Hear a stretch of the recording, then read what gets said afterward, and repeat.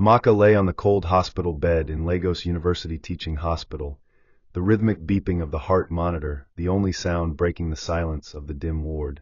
Her lips were dry, her skin pale, and though the nurses moved around swiftly, it was clear her condition was critical.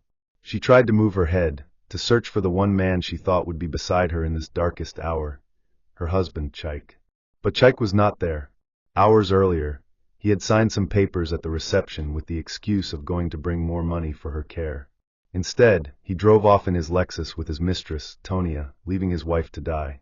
Amaka had no idea that while her body was fighting for survival, hidden documents in her late father's lawyer's office had already declared her the sole heir to an estate worth over $100 million. She didn't know her life carried wealth beyond imagination. To Chike, however, she was nothing but a burden now that her beauty and health seemed to have faded. Chike's betrayal had not happened overnight. For months, he had distanced himself from Amaka, preferring the company of Tonia, a younger, glamorous woman who fed his ego and whispered promises of a better life.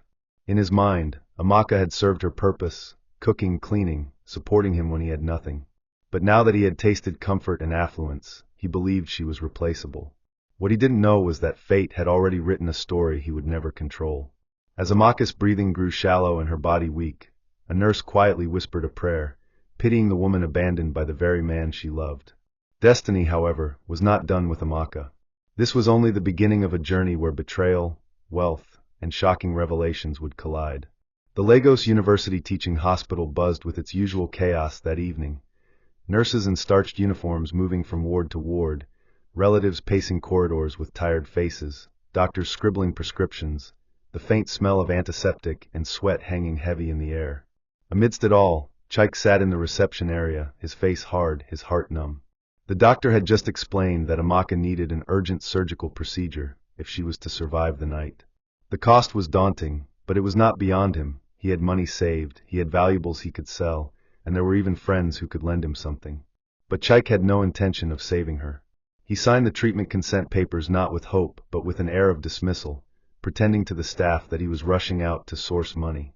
His mind was already far away from Amaka, drifting to Tonia's perfume, her laughter, her tight dresses, her promises of a life free from dead weight. He told himself a cruel lie, that Amaka had been unlucky, that he wasn't abandoning her, but simply moving on.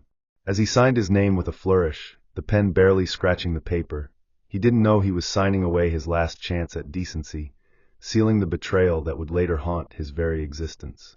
Tonia was waiting outside in his Lexus RX, the air conditioner humming softly, gospel music playing faintly on the radio. When Chike slipped into the driver's seat, she smiled, placing a manicured hand on his thigh. "Is it done?" she asked, her voice dripping with satisfaction. He nodded, forcing a weak grin. "Yes. The doctors will handle whatever they can, but I told them I'll come back later. By then, who knows?" His words hung in the air like poison. Tonia leaned in, her lips brushing his ear, whispering promises of a future without sickness, without responsibilities, without a wife who always reminded him of the years he had been broke. "You don't need her anymore, baby," Tonia cooed. "She has nothing left to give you. With me you'll rise. With me you'll have joy."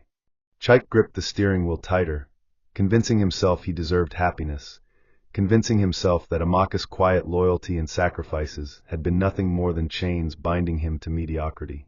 He pressed his foot on the accelerator, driving off into the neon-lit streets of Lagos, leaving behind the hospital where his wife battled death alone.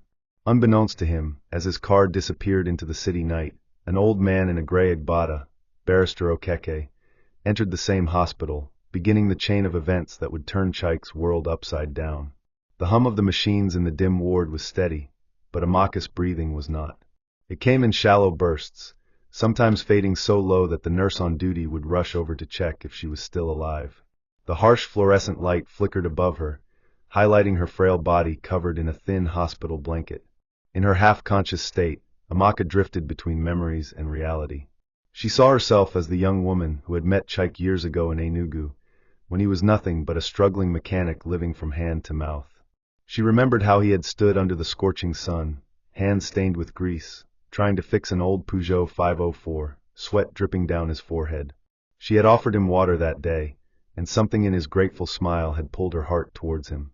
She remembered those early days when she cooked with her last money to keep him strong, when she pawned her gold earrings to buy him tools, when she defended him against her friends who mocked her for loving a man with nothing.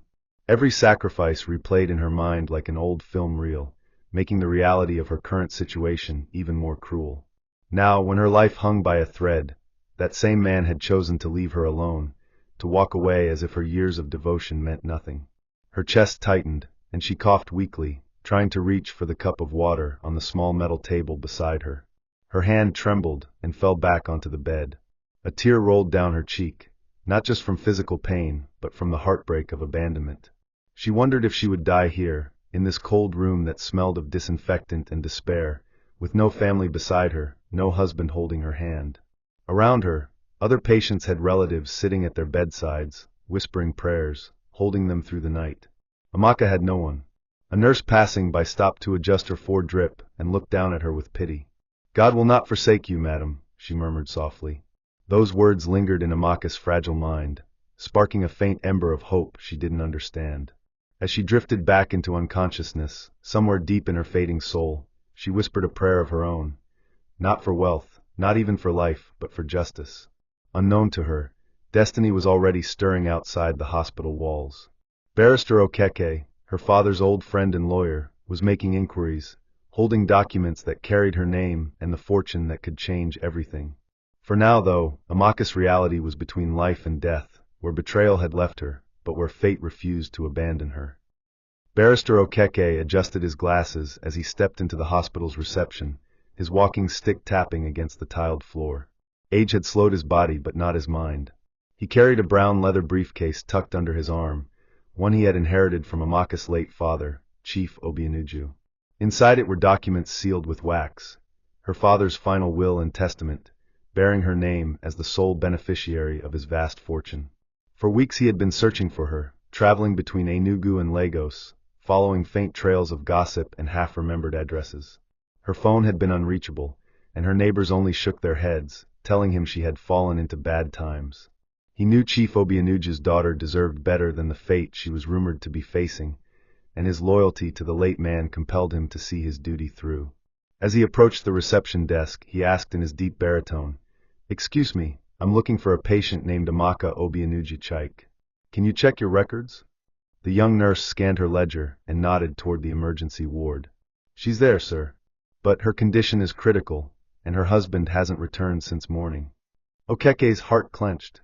He thanked the nurse and walked down the corridor, the faint smell of blood and antiseptic leading him toward the truth he dreaded but knew he must face. When he finally entered the ward, his old eyes widened in horror. Amaka lay on the bed, skeletal, abandoned, her face pale but unmistakably her father's daughter.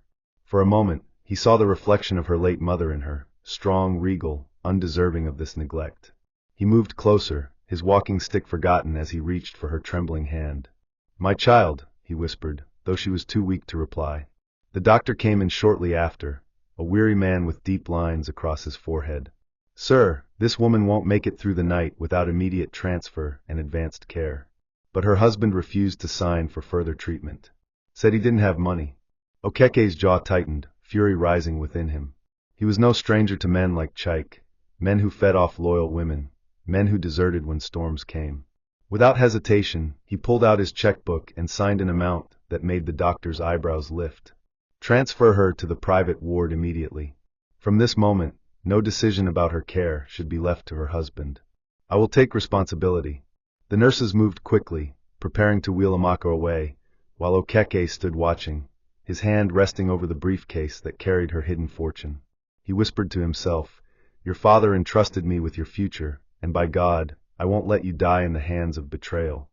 That night, as Amaka's fragile body was moved into the comfort of a cleaner, quieter ward, destiny shifted silently. She was no longer a dying woman abandoned by her husband. She was now a woman protected by fate, standing unknowingly at the threshold of a new life. Chike leaned back in the leather chair inside Tonia's apartment in Lekki Phase 1, sipping whiskey, as if he had already been freed of all responsibilities. The room smelled of expensive perfume and scented candles, a far cry from the humble flat he had once shared with Amaka. Tonia, dressed in a silk robe, sauntered toward him with a smug smile. She wrapped her arms around his neck, her manicured nails grazing his skin. "Baby, it's time to let the past die," she whispered, pressing her lips to his ear. That woman is gone. Why should you waste money on someone who gave you nothing but problems? With me, you'll rise higher. Chike swallowed hard, trying to silence the faint pang of guilt that stabbed his chest. Somewhere deep inside, he knew Amaka had given him everything, her youth, her loyalty, her sacrifices when he had nothing. But Tonia's words dripped like honey mixed with poison, drowning his conscience. She had become his anchor, the one who flattered his ego, the one who made him feel alive. Whenever doubt surfaced, she was quick to remind him of his new reality. Flashy nights in Lagos lounges, crisp shirts bought with her money, the thrill of being desired by a woman who belonged to the class he always admired from afar. He convinced himself that Amaka's weakness was a burden too heavy, that perhaps her death would be a kind of liberation. Tonia smiled as she saw the conflict fade from his face, replaced by resignation. She knew she had him under control now, body and soul. But Tonia's control was not born out of love, it was manipulation. Every time Chike resisted, she reminded him of the gifts she had given him, the contacts she introduced him to, the taste of a lifestyle he could never have reached on his own. She mocked Amaka openly, calling her the ghost in a hospital bed, laughing about how pitiful she must look. Sometimes she would taunt him by asking, "Do you miss her hands cooking your meals? Or do you prefer my hands on you instead?" Chike would laugh nervously, trying to mask his discomfort. Yet, the more he stayed, the more he sank into her web. Together, they began planning their future, dreaming of buying property, investing in businesses, living lavishly as though nothing tied them to the past. Chike never mentioned Amaka, and when her name surfaced in his mind, he shoved it down with another drink, another night in Tonia's bed. He told himself it was too late to turn back, that if Amaka survived, she would hate him anyway. But unknown to him, miles away in a private ward, Amaka's eyes had begun to flutter open. Her body was weak, but her spirit was not broken. Fate, aided by Barrister Chike, was quietly preparing her for a resurrection he and his mistress could never predict. For now, though, Tonia basked in her triumph, unaware that her laughter over Amaka's supposed death was planting the very seeds of her downfall. The night was long, but Amaka did not slip into death as the doctors had feared. Instead, she clung to life with a stubbornness that shocked the medical staff. Her body was weak, her veins thin from neglect, but her spirit refused to let go. When morning came, she stirred faintly, her eyelids fluttering against the soft light of the private ward where Barrister Chike had moved her. The sterile smell was still there, but the room felt different, cleaner, quieter, and somehow safer. A nurse leaned close, adjusting her drip. "You're going to be fine, madam," she said gently, though her tone carried both relief and surprise. Amaka's lips parted as if to speak, but only a faint breath came out. Her throat burned, her body ached, but she was alive. Alive enough to feel the sting of betrayal in her chest. Images of Chike walking away replayed in her fragile mind like a cruel film. She had once thought he would never leave her side, but his absence at her lowest moment spoke louder than any words. Tears gathered in her eyes, sliding slowly down her cheeks. She was alive, yes, but she was alive in a world where the man she trusted most had left her to die. Later that afternoon, Barrister Chike entered the ward, his walking stick tapping gently as he approached her bed. He leaned down and called her name softly. "Amaka, my child." Her weak eyes shifted to meet his, and recognition flickered. He squeezed her hand, relief flooding his old face. "You don't know how long I have been searching for you. Your father, may his soul rest, left something for you. Something that will change your life." At first, she didn't understand. She blinked slowly, trying to process his words. He pulled his leather briefcase closer and placed it on the bedside table. "You are not just Amaka, wife of Chike," he continued. "You are Amaka Obianuju, sole heiress to Chief Obianuju's estate. Over $100 million in businesses, properties, and accounts are yours." Her eyes widened, though her body lacked the strength to sit up. A mixture of shock and disbelief rippled through her. Her father had been wealthy, but she had never known the extent, and he had died before explaining it all. She had assumed everything was gone or swallowed by greedy relatives. Yet here was the proof, brought by a man who had served her father faithfully. A deep sob escaped her lips, not of joy, but of grief and irony. She had been left to die, discarded by the husband she gave everything, yet fate had written her name in gold all along. She realized in that moment that God had preserved her life for a reason. Her tears were no longer just for pain but for rebirth. As the nurse dabbed her face with a cloth, Amaka whispered in her weak, trembling voice, "I will live, not for him but for me." And in that vow, her survival turned into something greater, a quiet storm waiting to rise. Days turned into weeks, and Amaka's frail body began to respond to care. The private ward, though simple, became her sanctuary. Each morning the nurses came to check her vitals, offering soft smiles and gentle words, and each day she gained a little more strength. At first, she could barely lift her hand to sip water, but by the third week, she was able to sit up with support. She no longer felt like a ghost waiting for death, but like a woman slowly crawling back from the edge of the grave. What kept her spirit alive was not only the medication and food, but the truth Barrister Okeke had revealed. Every time she closed her eyes, she thought of the documents in his briefcase, the ones that carried her father's signature, declaring her the heiress to a fortune beyond imagination. It was strange. Here she was, abandoned, discarded by her husband, mocked by his mistress, yet destiny had placed in her hands more wealth than both of them could ever dream of. At night, when the ward was quiet and the machines hummed steadily, she whispered to herself, "They thought I was finished. But they will see me again, not as the broken woman they left, but as the woman I was meant to be." Each word gave her power, each breath renewed her will. She began to eat better, forcing herself to take small steps with the help of the nurses.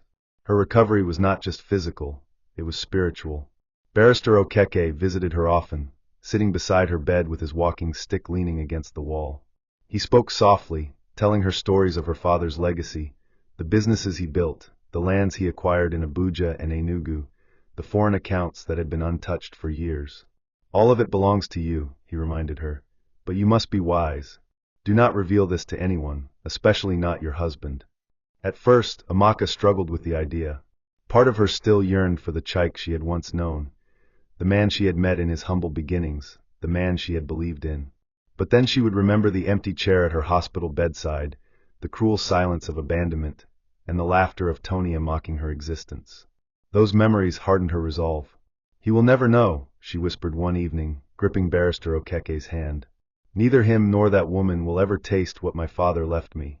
Her eyes, once weak and dull, now carried a fire that startled the old lawyer. He nodded in approval, seeing in her the strength of her late father, the resilience of her mother. From that day, Amaka stopped thinking like a victim.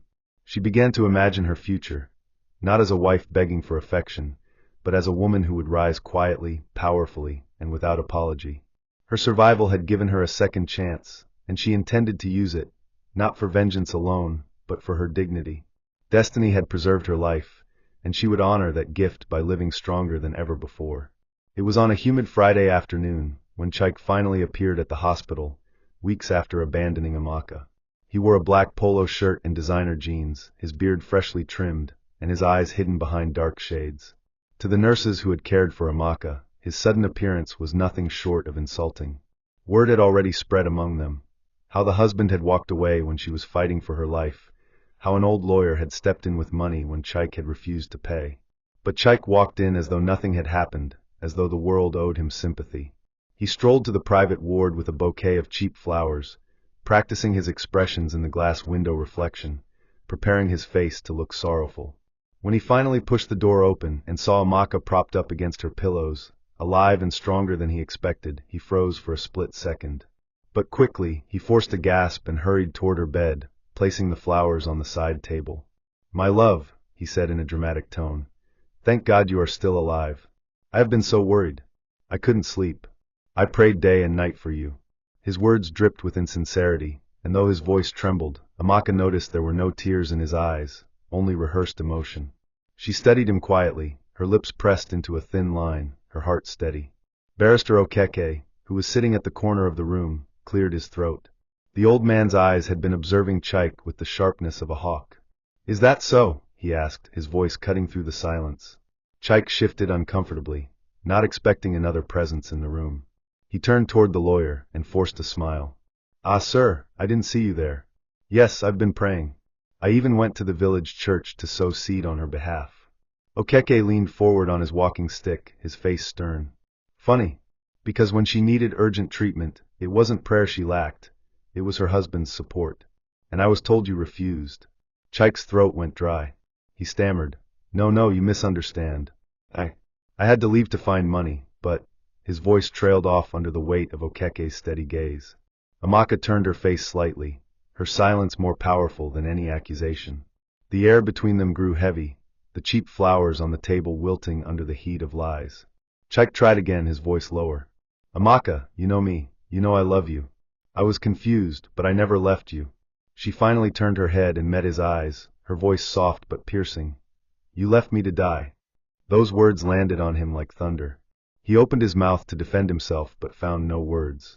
The mask of fake tears cracked, and for the first time, Chike realized his wife was no longer the weak woman he had abandoned. She was someone different now, someone stronger. He shifted uneasily, his lies exposed in a room where truth sat heavily like a judge. 2 days after Chike's awkward visit, Amaka sat quietly in her ward, flipping through a small notebook Barrister Chike had given her to jot down her thoughts as part of her recovery. Her strength was returning steadily. She could now sit up without support, and even take a few careful steps across the room. The nurses had begun to admire her resilience, whispering among themselves that she carried herself with a dignity that did not match her circumstances. But peace never lasted long where betrayal lurked. That afternoon, when the corridors of the hospital were calmer and the air was heavy with the smell of disinfectant, Tonia appeared. She walked in like she owned the building, her heels clicking against the tiled floor, her perfume flooding the ward before her presence even registered. She was dressed in a tight red dress, her hair styled into waves that framed her smug face. The nurse at the door frowned, but before she could stop her, Tonia pushed past, smirking. "So you're still breathing," she said, her voice thick with sarcasm. Amaka looked up slowly, her face unreadable. She didn't answer immediately, and that silence seemed to provoke Tonia even more. Tonia strolled to the bedside and leaned forward, her voice lowering. "I thought you'd be gone by now. Honestly, I don't know what kind of God you serve, but it seems he likes to prolong the inevitable." Her laughter rang sharp, slicing the air like a blade. Amaka's fingers tightened around the notebook in her lap, but her face remained calm. She had expected this sooner or later. Tonia was not just a mistress, she was the kind who thrived on humiliation, who found joy in breaking another woman's spirit.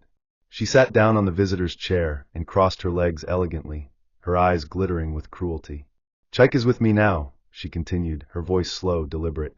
"He chose me because I'm everything you're not. Beautiful, lively, ambitious. You're just baggage. Weak. Sickly. Do you know what he calls you when you're not around? Dead weight."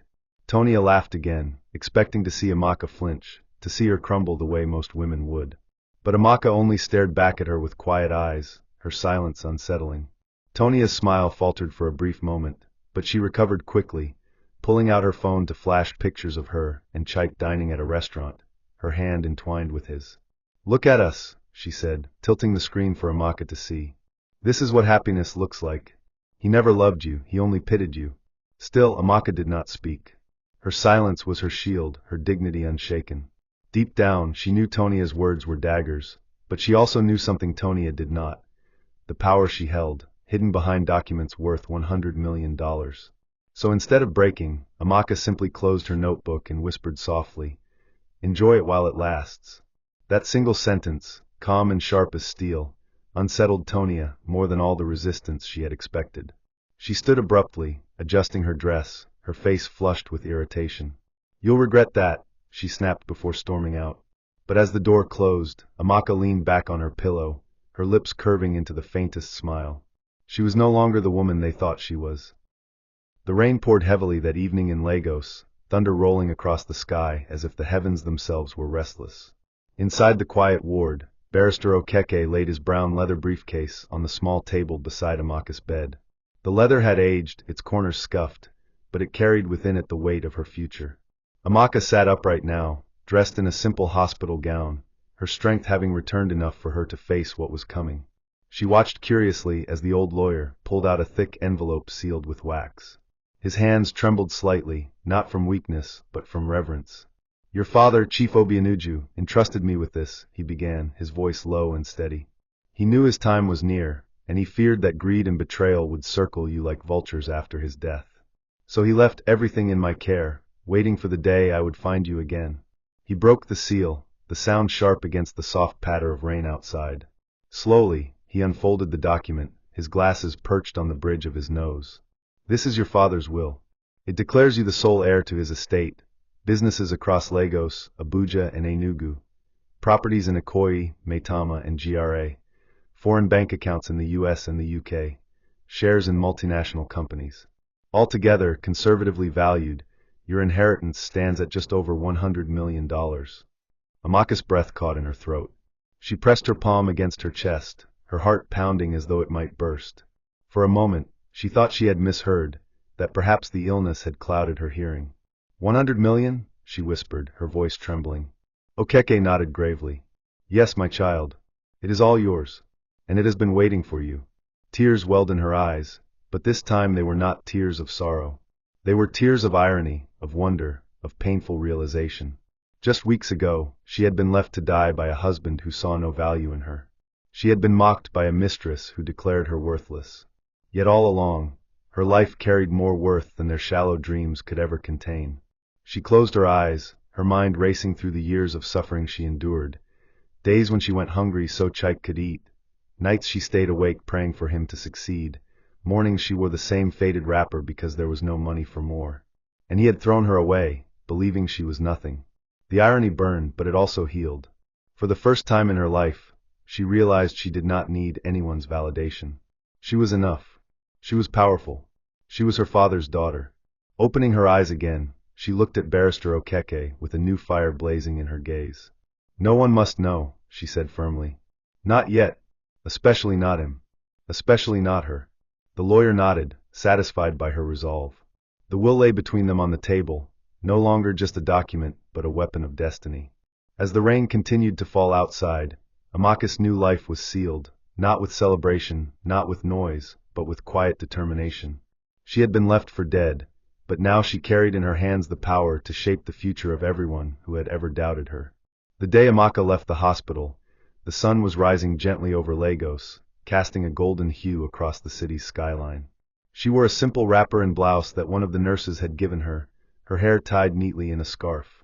There was no crowd to celebrate her discharge, no husband waiting at the gates with a car, no family singing songs of thanksgiving.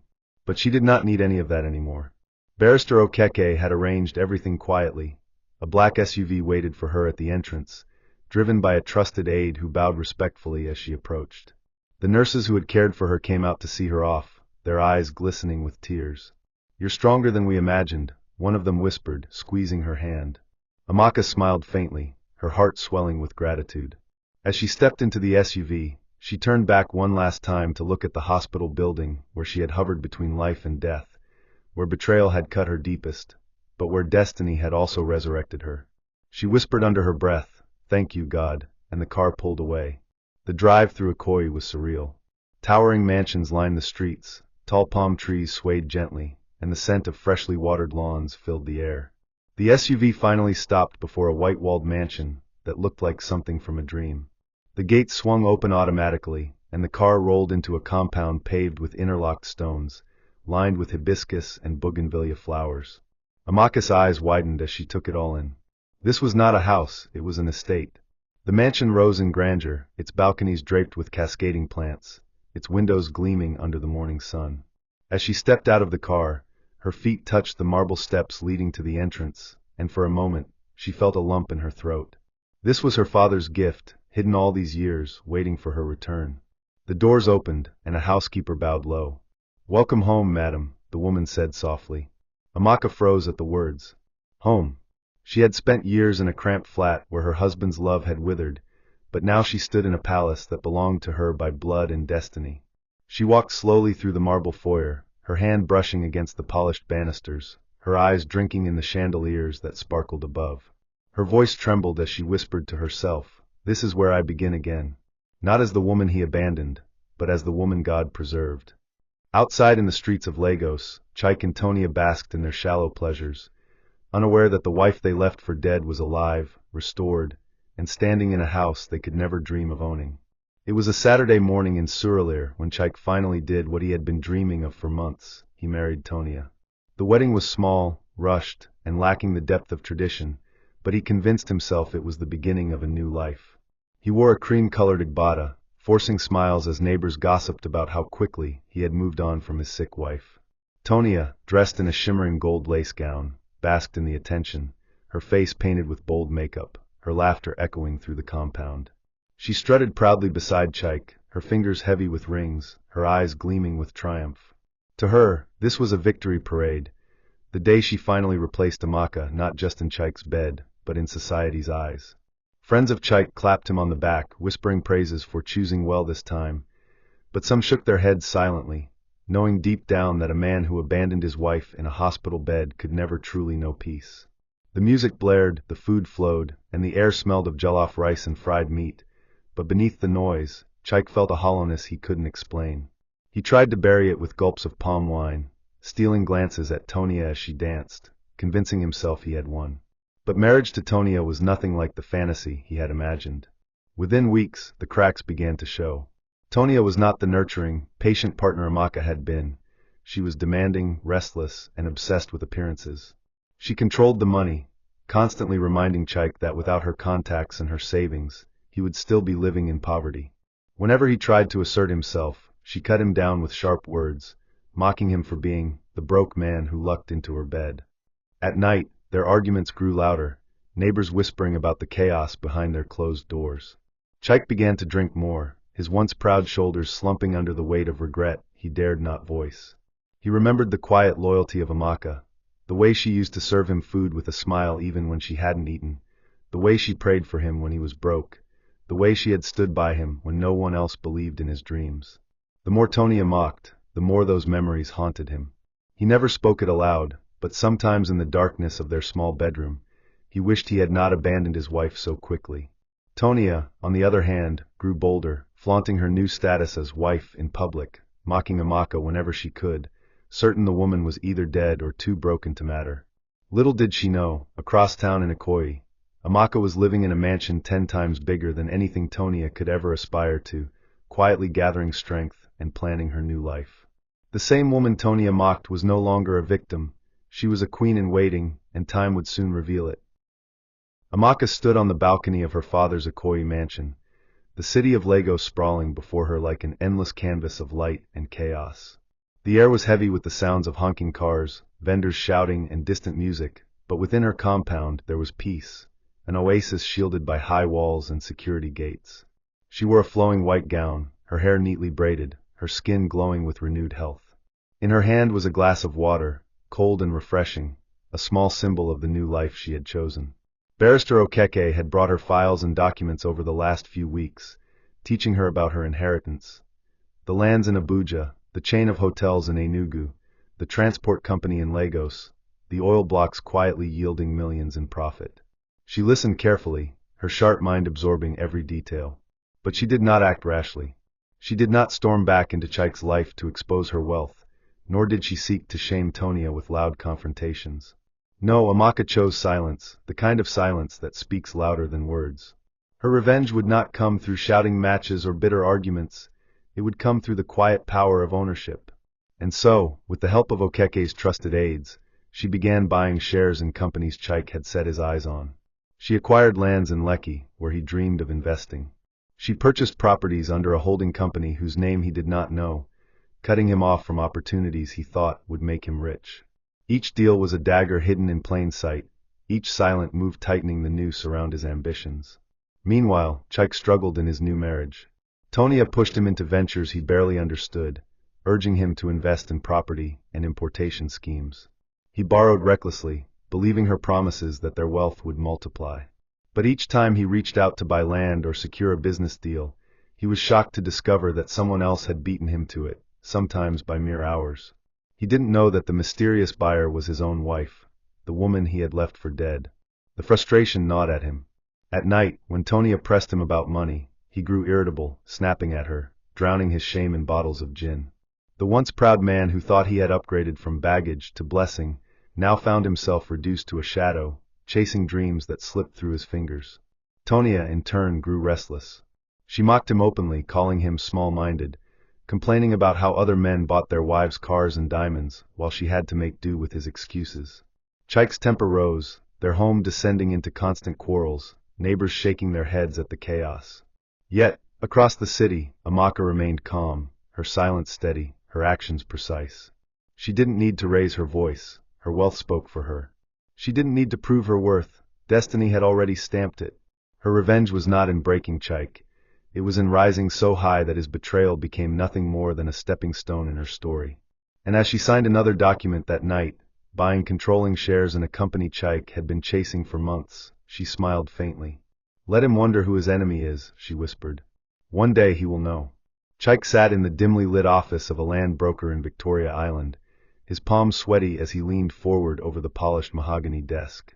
He had been chasing this deal for months, a prime piece of property in Lekki Phase 1 that he believed would finally lift him out of his financial struggles. The broker shuffled papers nervously, avoiding his gaze. Mr. Chike, the man began, I'm afraid the property has been acquired. Chike slammed his fist on the desk, his voice sharp. Acquired? By who? I came here yesterday, I brought my documents, I was ready to pay. The broker hesitated, then handed over a file.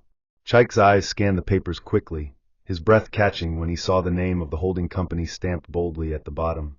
His heart skipped, Obianuja Holdings. The name felt familiar, too familiar. His mind spun, his chest tightening as if invisible hands were squeezing the air from his lungs.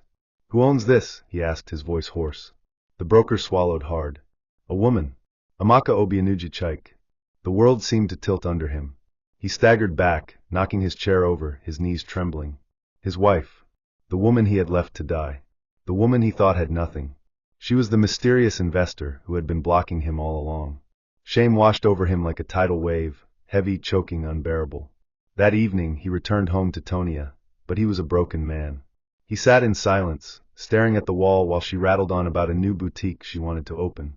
When he finally spoke, his voice cracked. Amaka is alive. Tonia's laughter stopped mid-sentence.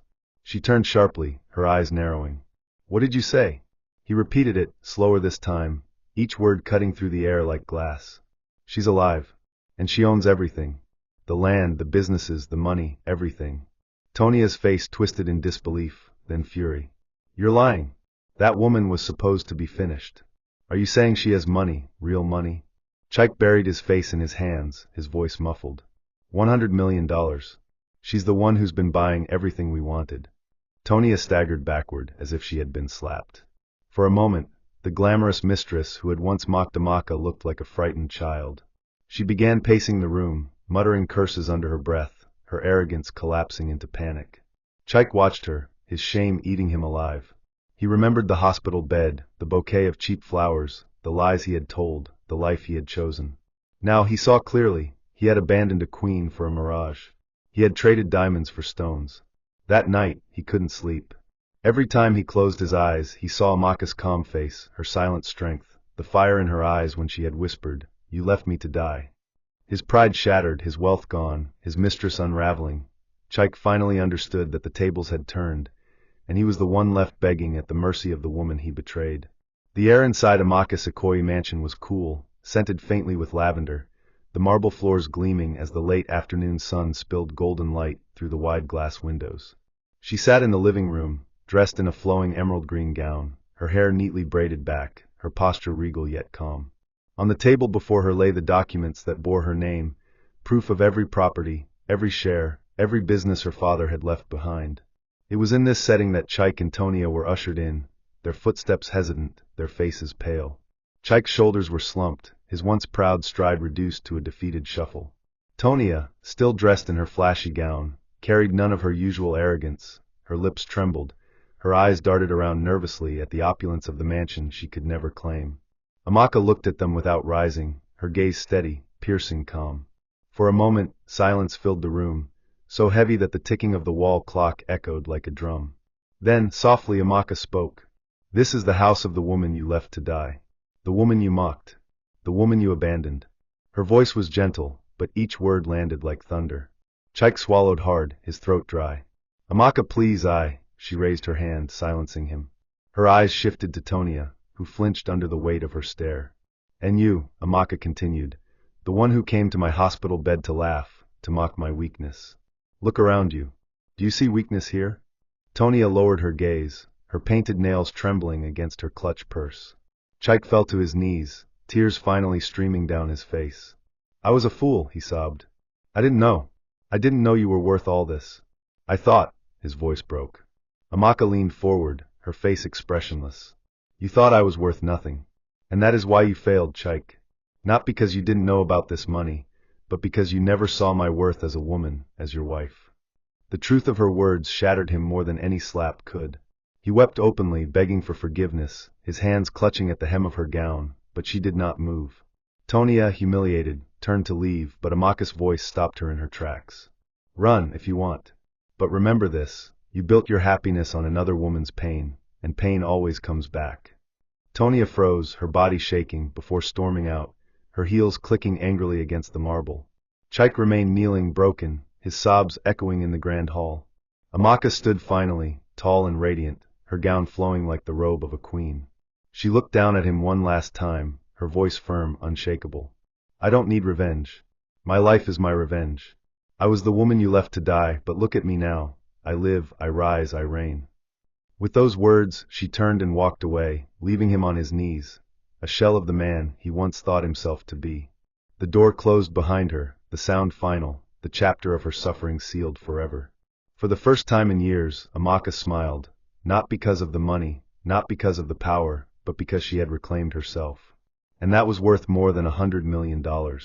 Thanks for watching. Don't forget to like and subscribe, and put on post notifications.